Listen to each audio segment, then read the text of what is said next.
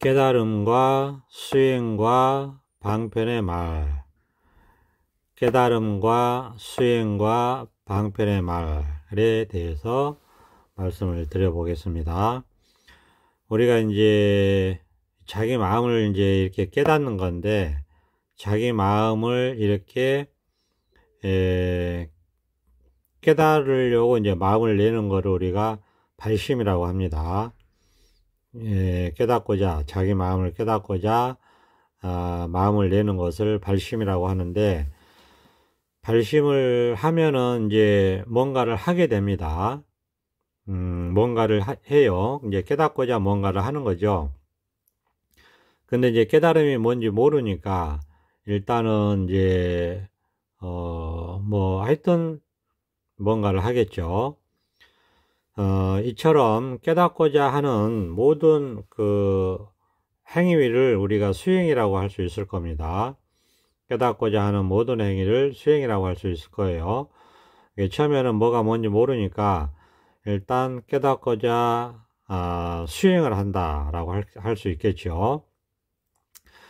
그러면 이제 뭐 이것저것 할 겁니다. 그러면서 이제 경전도 볼 수 있을 것이고, 그 다음에 이제 사찰에 의지를 해서 스님들께 법문을 요청해서 법문을 들을 수도 있을 것이고, 여러 가지 뭐 기도를 할 수도 있을 것이고, 어쨌든 깨닫지 못했기 때문에 하는 거잖아요.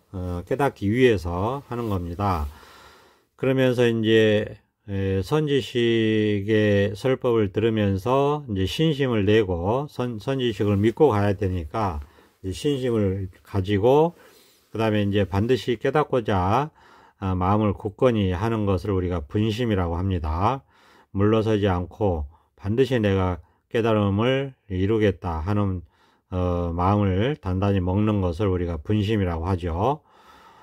분심은 그러니까 해도 안 돼도 또 일어나서 하고, 또 넘어지면 또 일어나서 하고 하는 이런 그 오뚜기 같은 그런 마음을 우리가 분심이라고 할 수 있죠.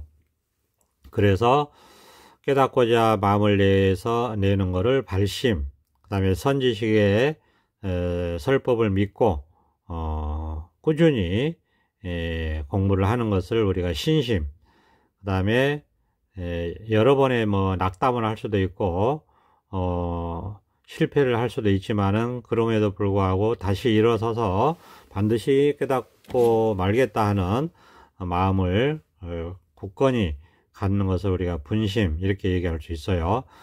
그래서 이제 어쨌든 깨닫기 전에는 깨닫고자 뭔가를 할 겁니다.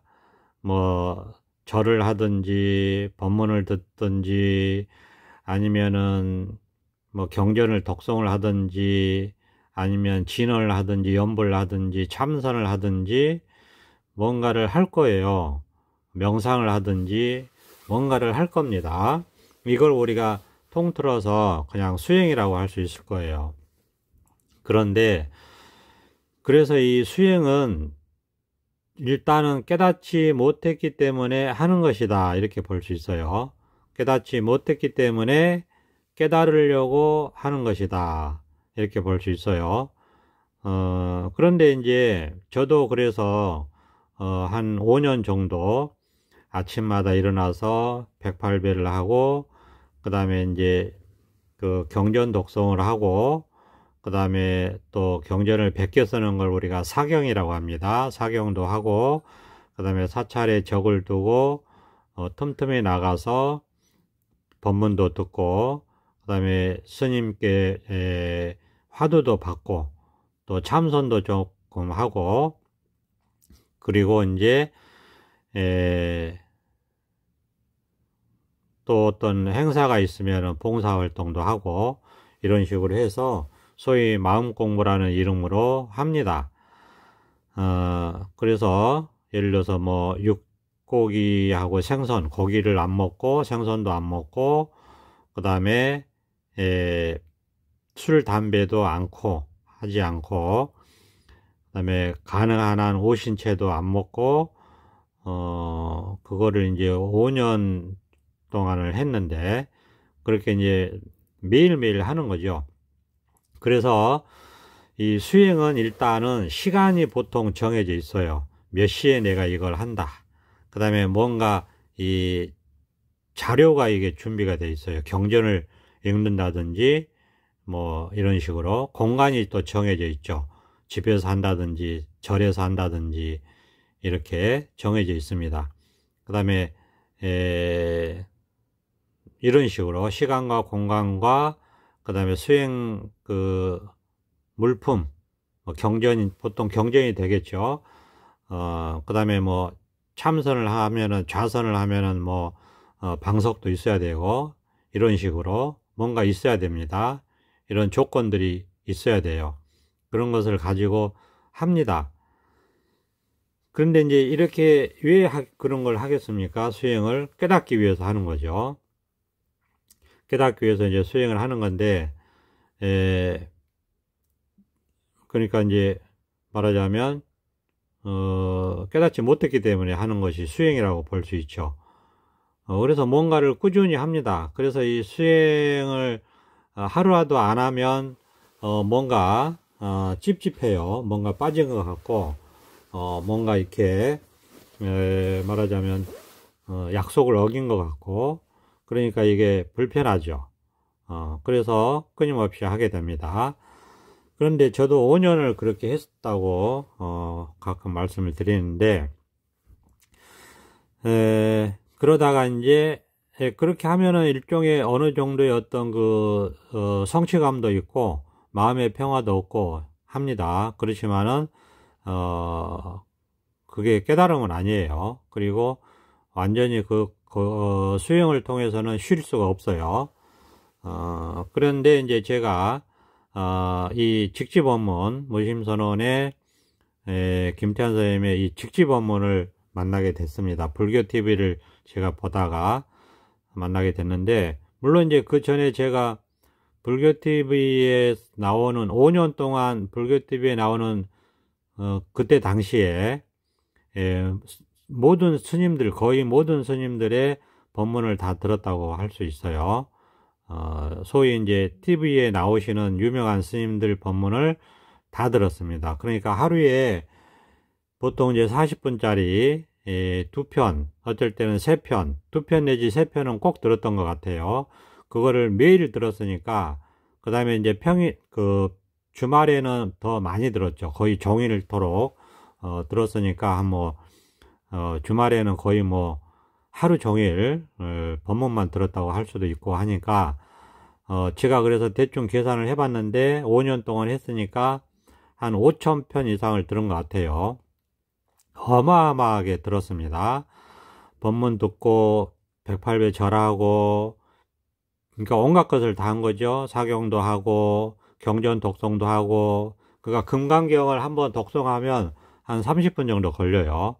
그걸 매일 했고, 금강경 독송하고, 그 다음에, 3000배도, 그 5년 동안에 3000배도 한 2번 한 것 같고, 그 다음에 뭐 1000배, 2000배는 종종 했던 거고, 108배는 매일 했던 거고, 그런 식으로 한 거죠. 그 다음에 이제 또 뭐 다른 것도 했어요. 뭐 참선도 좀 하고, 화두도 들고 있었으니까. 어쨌거나, 그 다음에 이제 봉사활동도 일주일에 2번씩 봉사활동도 하고, 이런 식으로 한 거죠. 나름대로 수행이라는 이름으로. 그러니까 불교TV를 이제 매일 보니까, 5년 동안 이제 그렇게 하고 있었는데, 5년 지나고 나서, 이제 무심선언에 정진법회가 소개되는 프로그램이 있었어요. 거기에 이제 그 정진법회 프로그램을 보고서 직시 법문을 제가 만난 겁니다. 그냥 깨달음이 뭐냐 하니까 선생님께서 그냥 이거다. 그냥 이것뿐이다. 그냥 이것이다. 깨달음 그냥 이것이다. 이렇게 말하는 것에서 제가 문득 체험을 하게 된 거예요. 문득 한 달을 듣고 선생님 설법을 한 달을 듣고서는 문득 제가 이게 체험이 왔습니다. 소위 체험이라는 게 왔는데, 그러고 나서는 어떻게 됐느냐, 이제 이게 딱 드러나니까 원천지가 이게 딱 드러나잖아요. 그러니까 마음자리가 딱 드러나기 때문에 그 5년 동안 그렇게 열심히 했던 거를 당장 안 했습니다. 안 하게 되더라고요. 당장 멈췄어요. 그러니까 그냥 멈추게 돼요. 안 하게 돼요. 그러니까 다만 그것만 했었어요. 108배는 했었어요. 그러니까 뭐냐면은 설법을 그 한 달 동안 이제 직지법문을 들었는데, 한 달 동안 직지법문을 듣는 동안에는 모든 걸 다 멈췄고 108배만 했습니다. 그래서 108배만 하고 다른 모든 거를 멈추고 불교TV 보는 것도 다 멈추고 연불, 독경 뭐 이런 거 다 멈추고 참선 다 멈추고 108배만 한 달을 더 추가로 한 달을 더 한 거죠. 직시법문 들으면서. 그리고 제가 이제 한 달 만에 문득 이 체험을 하고 나서는 아예 안 하게 되더라고요. 아예 절도 안 하게 되고 그럴 필요가 없어졌어요. 당연히 독경, 독송, 연불, 당연히 사경 안 하게 돼요. 그냥 안 하게 된다는 것이 중요해요. 그럴 필요가 없어졌다는 게 중요합니다. 그럴 필요가 없어졌어요. 그럴 필요가 없어져서 안 했고, 그 다음에 불교TV 역시 시청 역시 여태까지 거의 안 했습니다. 10년이 넘었는데도 이제 안 하게 돼요. 그러니까 아무것도 안 하게 돼요. 수행이라는 이름으로는 아무것도 안 하게 돼요. 그러니까 소위 이 자리를 이렇게 깨닫게 되면 수행이라는 이름으로 하는 게 아무것도 없어요. 안 하게 됩니다. 왜냐하면 그냥 깨달았잖아요. 이제 수행을 왜 했습니까? 소위 자기 마음을 깨닫기 위해서 한 거잖아요. 근데 소위 자기 마음, 그냥 이거죠. 자기 마음을 깨닫게 되니까 이제 안 하게 되는 거예요. 그럴 뿐만 아니라 할 필요성을 못 느껴요. 그리고 할 필요가 없어져요. 저절로 수행이 멈춰지고 안 하게 되고, 저절로 할 필요성을 못 느끼고, 저절로 의미가 없어져요. 그럼 뭔가를 하는 게. 왜냐하면 이걸로서 충분해요.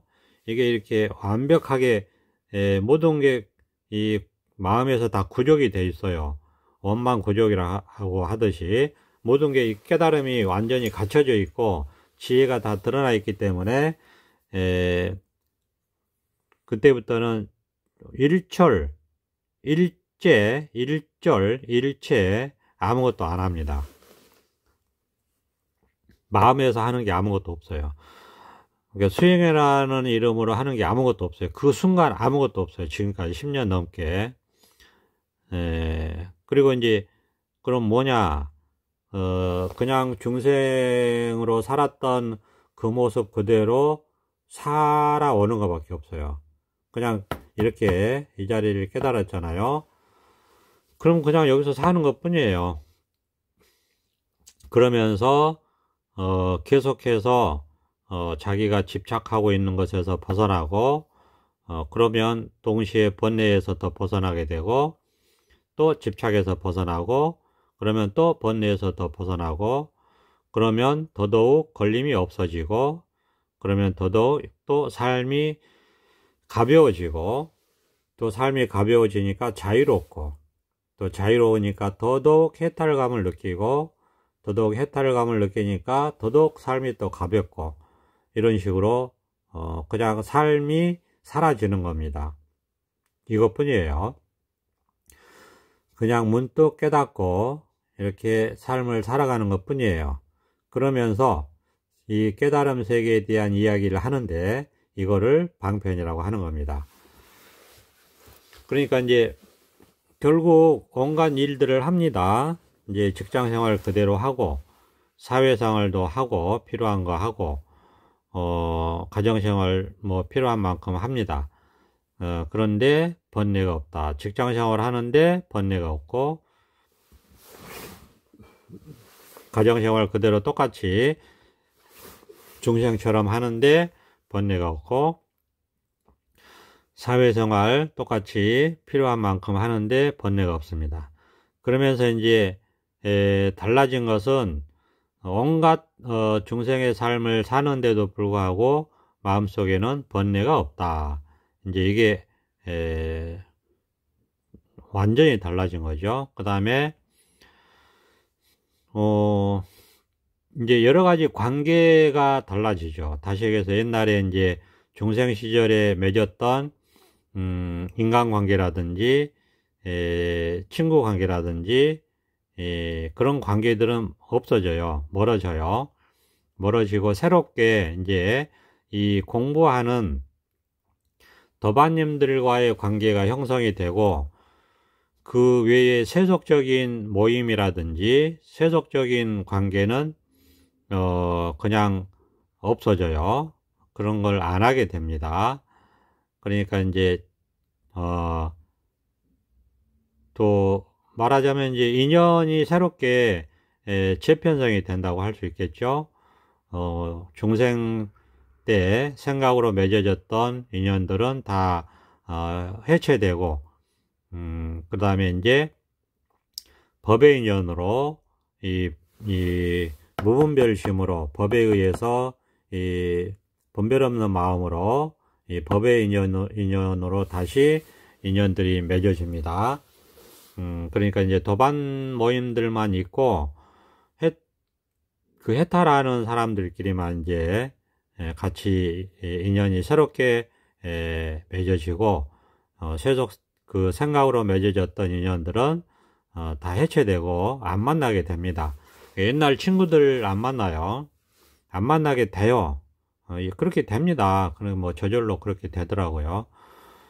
그 다음에 이제 뭐 직장 생활을 하지만은 기본적인 의식주 생활을 해야 되기 때문에 직장 생활을 하지만은 직장에서 만나는 관계도 그냥 직장 생활을 할 때만 이렇게 인연 그때만 인연으로 이제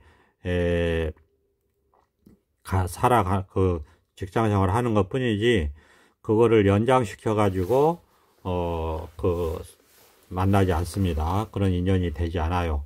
이 공부하는 사람들끼리 이 도반 모임만 형성이 되고, 공부하는 사람들끼리만 모임을 갖지, 그런 이제 인연도 재편성이 되고요.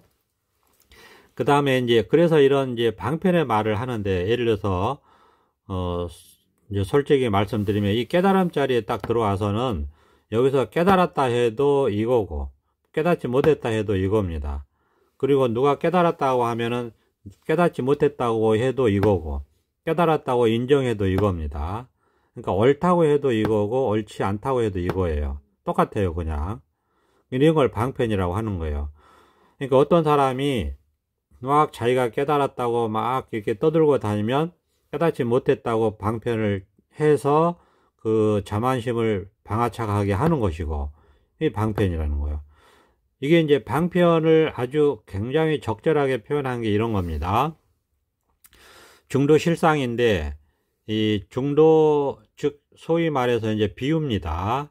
그 소를 그 밭두길로 끌고 가는데, 왼쪽에는 그 말하자면 왕이 한 나라의 임금님의 콩밭이고, 예를 들어서 오른쪽은 임금님의 넘밭이에요. 말하자면. 그러니까 어느 왼쪽 콩밭을 소가 뜯어 먹어도 안 되고, 오른쪽 넘밭을 그 벼를 소가 뜯어 먹어도 안 돼요. 어느 쪽으로 가도 안 돼. 그냥 중도길을 가야 돼요. 중도 실상에서 그냥 이렇게 살아야 된다 이겁니다. 그런데 소를 몰고 가는데 소가 왼쪽으로 고개를 돌려서 왼쪽 곡식을 먹으려고 해요. 그러면 그거 먹으면 안 되니까 오른쪽으로 당기는 겁니다. 이걸 방편이라고 하는 거예요. 그러니까 필요하면 수행하라고 해요. 근데 또 맨날 수행이 전문 줄 알고 있으면 수행하지 말라고 하는 거예요. 또 소를 몰고 가는데 오른쪽 곡식을 뜯어 먹으려고 하면은 먹으면 안 되니까 왼쪽으로 당겨요. 고삐를. 그러면 이제 예를 들어서 네, 도노 돈수가 맞다 뭐 막 주장을 해요. 그러면 그 도노 돈수가 맞다고 막 주장을 한 사람한테는 도노 점수도 필요하다고 얘기를 하는 겁니다. 말하자면 그게 방편이에요. 그때 써먹을 뿐이지 그거에 집착하지 않습니다. 이런 걸 방편이라고 해요. 그러면 이제 소 입장에서는 어떻게 되느냐? 왼쪽으로 곡식을 먹으려고 하면은 오른쪽으로 당기면 오른쪽을 먹으라고 한 줄을 안다 이거예요. 착각으로. 그러면 오른쪽으로 고개를 돌리면 곡식을 먹으려고 하면 다시 왼쪽으로 당기죠. 이렇게 해가지고 자꾸 오른쪽도 아니고 왼쪽도 아니고 자꾸 이제 고삐를 당기다 보면 그 어리석은 소조차도 양쪽 다 먹지 말라는 소리구나 하고 중도실상에서 살아간다 이겁니다. 가운데 길로 간다 이거예요. 이게 이제 방편의 역할이에요. 그러니까 어떤 사람이 깨달음이 있다 막 주장을 해요. 그러면은 깨달음이 없다라는 방편을 쓰는 것이고, 또 어떤 사람이 깨달음이 없다고 막 주장을 해요. 그러면 깨달음이라는 게 있는데 왜 없다 하고 말하자면 깨달음이 있다라고 방편을 쓰는 겁니다. 어떤 사람이 수행이라는 건 전혀 필요 없다 이런 말을 하면 그런 사람한테는 수행도 필요하다 적절하게 이런 식의 얘기를 하는 거고, 수행을 해야지 깨닫는다 자꾸 이렇게 얘기하면 수행을 하면은 깨달을 수 없다 이렇게 방편으로 치는 겁니다. 그러니까 모든 게 다 방편이에요. 그러니까 이것도 아니고 저것도 아니고 그냥 우리 중도 실상을 드러내는 말이다 이겁니다. 방편의 말이. 그거를 붙잡고 이게 옳다라고 붙잡으라고 하는 얘기가 아니에요. 그 어떤 방편도 진실은 아니다. 옳은 건 아니에요. 그때그때 필요할 때 쓰는 것 뿐이다 이겁니다. 그러니까 그 삶이 우리가 이제 예를 들어서 뭐 색즉시공 공즉시색 이렇게 얘기하잖아요. 있는 색이 곧 공이고 공이 곧 색이다. 즉 있는 것이 없는 것이고 없는 것이 있는 것이다. 이렇게 이제 방편을 쓰는데, 어떤 사람이 다 있다 존재가 있다 막 이렇게 얘기하면은 없다라고 얘기하는 거예요. 왜? 색이고 공이기 때문에 그렇게 방편을 치는 겁니다. 그러니까 이 중도 실상을 깨달아서 그 어떤 것에도 얽매이지 말라는 소리로 방편을 하는 거예요. 얘기를 하는 겁니다. 그렇게. 그러니까 예를 들어서 깨달음에 매여 있는 사람한테는 깨달음이 없다라고 방편을 쳐서 그 깨달음조차도 얽매이지 말라고 하는 것이고, 깨달음이 없다라고 자꾸 얘기를 주장을 하고 거기에 매여 있으면은 깨달음이 있다, 깨달음이 왜 없느냐 하면서 방편을 쳐주는 겁니다. 어떤 것에도 얽매이지 못하게 하는 거예요. 그러니까 방편 자체는 진실이 아니다. 방편을 통해서 중도 실상의 진실을 깨달아서 그냥 아무 일이 없이 이렇게 살아가라고 하는 것 뿐이고, 이것도 방편의 말이죠. 그러면 입을 다물 수밖에 없는 거예요. 어떤 사람이 무아라고 자꾸 얘기를 해요. 무아다 자꾸 무아라고 얘기해.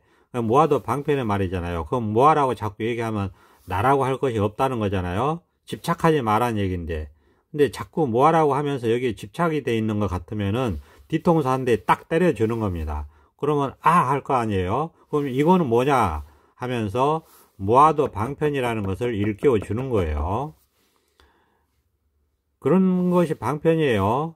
무아라고 할 것도 없다 이렇게 방편을 해 주는 겁니다. 무아라고 하면 네가 없느냐 그러면은 똥바가지 하나씩 이렇게 먹여 주는 거죠. 이건 뭐냐 하는 거예요. 그러니까 이런 걸 방편이라고 하는 거예요. 이것도 이제 안목이에요. 이 자리를 깨달아 봐야지 그런 안목도 생기는 거죠. 그런 것을 우리가 방편이라고 한다. 그러니까 방편에 매이면 안 됩니다. 그러니까 이 깨달은 그러니까 소위라는 말을 붙이잖아요. 이른바 소위 깨달음 자리에 들어와서, 이것도 다 방편이에요. 소위 깨달음 자리에 들어와서 이렇게 살아가면서 이 자리에 대한 이야기를 하는 것, 모든 것이 다 방편이에요. 그러니까 방편은 세속에 분별된 말로 하지만은 세속 말하고는 좀 달라요. 의미가. 깨달음 자리에서 하는 말이거나 깨달음을 가리키거나 또는 얽매여 있는 자를 일깨우거나 풀어주거나 하는 역할, 또는 상처를 치유하거나 이런 역할, 달을 가리키는 손가락이라고 하잖아요. 그리고 방편의 약이라고 하잖아요. 이런 겁니다. 또 깨달음을 드러내는 안목이라고 하잖아요. 이런 거예요. 그러니까 이것도 이 자리를 깨닫지 못하면 방편이 뭔지 몰라요. 왜? 이 자리를 깨달음으로써 방편이라는 안목이 생기는 거니까. 깨닫지 못하면 방편이라는 안목이 안 생깁니다. 그리고 또 방편에 대한 안목도 수준 차이가 있습니다. 천차만별이에요. 그러니까 경전을 다 자기가 경전의 말씀이 다 소화가 되고 수긍이 되냐 하면은 완전한 그 깨달음을 이루는 거가 되는 것이고, 그렇게 수긍이 안 되면 그만큼 아직 걸려 있는 것이 있는 것입니다. 그러니까 시간이 갈수록 자유로워지고, 그러니까 간단해요. 결국은 이 자리를 깨달아서 온갖 분별 망상 집착심에서 벗어나는 삶을 살아가는 것 뿐이다. 그냥 이것 뿐이에요. 그러면서 더 밝아지고, 더 해탈하고, 더 자유로워지고, 더 번뇌 없어지고, 더 걸림 없어지고, 더 지혜가, 더 온전한 지혜가 더 드러나는 거고, 더 온전하게, 더 온전하게, 이미 온전한 지혜가 더 드러나는 거예요. 왜? 집착에서 벗어날수록. 그리고 더욱더 힘이 생기는 거고, 이 가장 중요한 게, 이 깨달음의 그 천차만별인데, 차이에서 가장 중요한 게 힘이에요, 힘. 부처님의 그래서 힘력이라고 하는 게 있잖아요. 10가지 힘, 그 다음에 보살의 사력, 4가지 힘. 이 가장 중요한 게 이 힘인데, 이 힘은 어린아이가 어른이 되는 것처럼, 나무가 씨앗이 나서 자라는 것처럼, 이 힘이 생기는 것은 오랜 세월이 걸려야 됩니다. 즉 사람이 자라는 것처럼, 나무가 자라는 것처럼, 새끼 사자가 어른 사자가 되는 것처럼 이 시간이 오래 걸리는 거예요. 그래서 시간을 결코, 세월을 결코 무시할 수 없어요. 그거는 힘과 관련되기 때문에. 왜? 습관에서 벗어날수록 힘이 생기거든요. 그러니까 분별습에서 벗어나서 반야습의 훈습이 될수록 힘이 생겨요. 이거는 힘의 문제이기 때문에 오랜 세월이 걸린다. 이것도 이 실제로 깨달은 사람의 경험이 있어야지 이런 것도 말하자면 공감이 돼요. 머리로만 아르마리 공부하는 경우는 이거 이해할 수 없어요. 그러니까 깨닫고 나서 힘이 생기는 공부를 한다는 거, 이것은 깨달은 자만이 공감할 수 있는 이야기입니다. 그러니까 또 그래서 오래오래 여기서 살아봐야 된다. 한 10년은 살아보고 말하자, 이런 얘기를 하는 겁니다. 오래오래 여기서 살아봐야 된다. 자, 오늘은 여기까지 하겠습니다. 감사합니다. 도선합장.